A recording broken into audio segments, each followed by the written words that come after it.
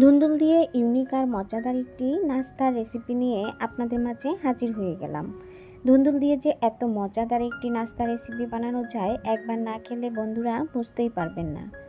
আসসালামু আলাইকুম এভরিওয়ান, কেমন আছেন সবাই? আমি রুনাস ব্লগ চ্যানেলে ওয়েলকাম জানিয়ে শুরু করছি আজকের ভিডিও।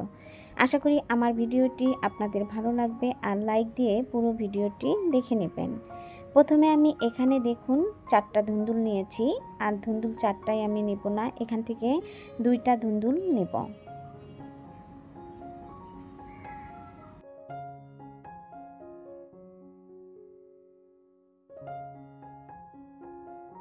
ধুন্দুলের যে উপরে খোসাটা আছে সেটা কিন্তু আমি এভাবে ছিলে নিচ্ছি।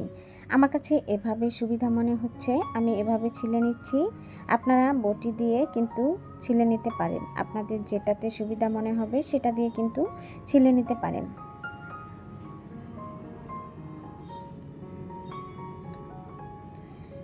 ধুন্দুলে কিন্তু প্রচুর পরিমাণের ভিটামিন আছে। গর্ভবতী মায়েদের জন্য ধুন্দুল একটি উপকারী সবজি।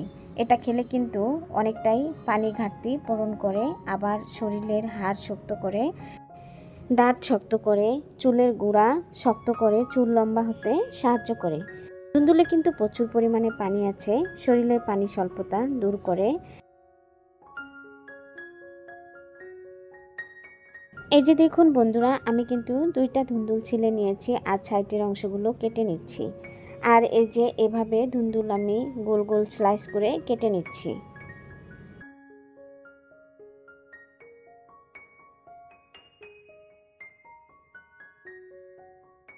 এখন কিন্তু বাজারে প্রচুর পরিমাণের ধুন্দুল পাওয়া যায়, আর এই ধুন্দুল কিনে এনে কিন্তু ঝটপট করে এরকম মজাদার একটি নাস্তা বানিয়ে না খেলে ভীষণ মিস করবেন।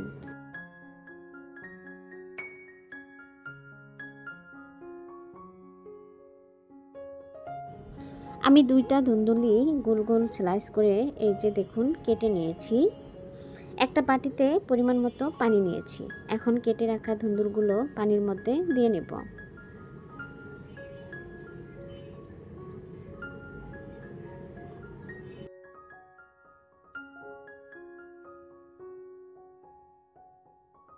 আমি পরিষ্কার পানি দিয়ে ধুন্দুলগুলো কয়েকবার পানি চেঞ্জ করে ভালো করে ধুয়ে নেব।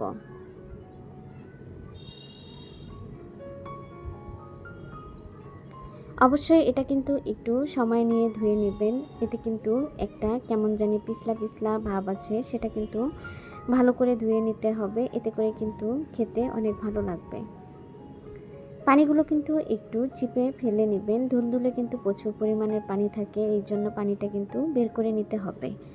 এই যে দেখুন আমি কিন্তু পানিটা বের করে নিয়েছি, তারপরে আবারও হাত দিয়ে ভালোভাবে কষলিয়ে এটা ভেঙে নেব আর পানিটা বের করে নেব।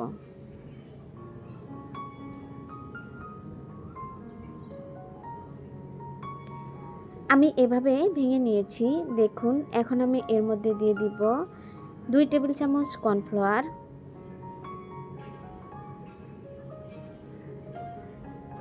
আপনারা এখানে চাইলে কিন্তু ময়দা দিয়ে নিতে পারেন অথবা বেসন দিয়ে নিতে পারেন। কর্নফ্লাওয়ার দিলে এটা কিন্তু অনেকটাই মুচমুচে হয়, খেতে ভালো লাগে।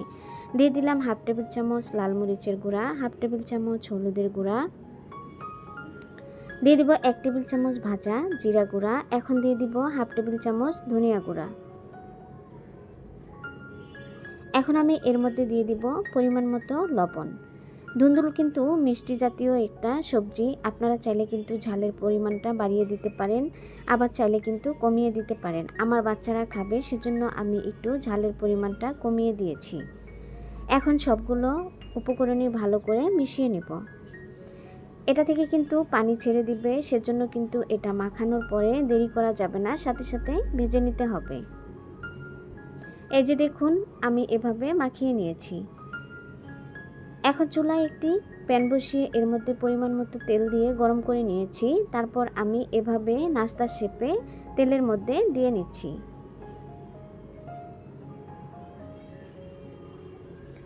চুলাটা কিন্তু অবশ্যই মিডিয়াম আঁচে রেখে এই নাস্তাগুলো ভেজে নিতে হবে, তা না হলে কিন্তু নিচ দিয়ে পুড়ে যাবে, ভিতরে কাঁচাই থেকে যাবে। আর একটু ধৈর্য নিয়ে যদি যে কোনো জিনিস রান্না করলে বা ভেজে নিলে খেতে কিন্তু বেশি ভালো লাগে। কথাই আছে ধৈর্যের ফল কিন্তু মিষ্টি হয়।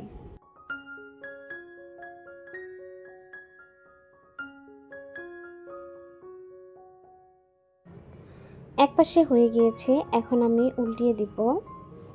আর এই নাস্তাগুলো উল্টিয়ে পাল্টিয়ে ক্রিস্পি করে ভেজে নেব। আর হ্যাঁ বন্ধুরা, এ পর্যন্ত এসেও যারা একটা লাইক দিতে ভুলে গিয়েছেন, প্লিজ একটা লাইক দিয়ে দিবেন। আর কমেন্টের মাধ্যমে জানিয়ে দিবেন আমার রেসিপিটি আপনাদের কাছে কেমন লেগেছে। আপনাদের একটা লাইক আর কমেন্ট আমার ভিডিওটি অন্য সকলের কাছে পৌঁছাতে অনেকটাই সাহায্য করে।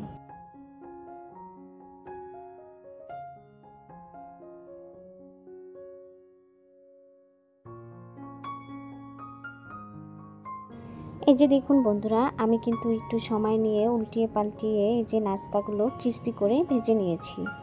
দেখুন আমার ভেজে নেওয়া শেষ।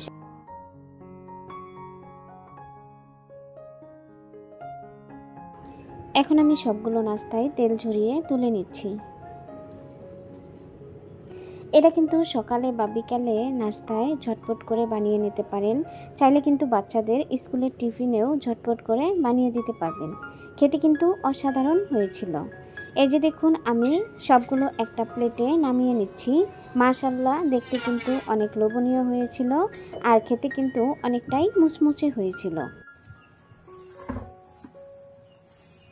আমি একটা নাস্তা আপনাদের কাছে থেকে দেখিয়ে দিচ্ছি। আমার এই সহজ আর ইউনিক নাস্তা রেসিপিটি যদি আপনাদের ভালো লাগে, চাইলে ভালোবেসে আমার চ্যানেলটি সাবস্ক্রাইব করে দিয়ে পাশে থাকা বেল আইকনটি অন করে রেখে দিতে পারেন। আমি যে কোনো সময় ভিডিও আপলোড করার সাথে সাথে আপনাদের কাছে নোটিফিকেশন চলে যাবে আর সময় সুযোগ করে কিন্তু দেখে নিতে পারবেন। আজ এ পর্যন্ত, আবারও কথা হবে অন্য কোনো ভিডিওতে।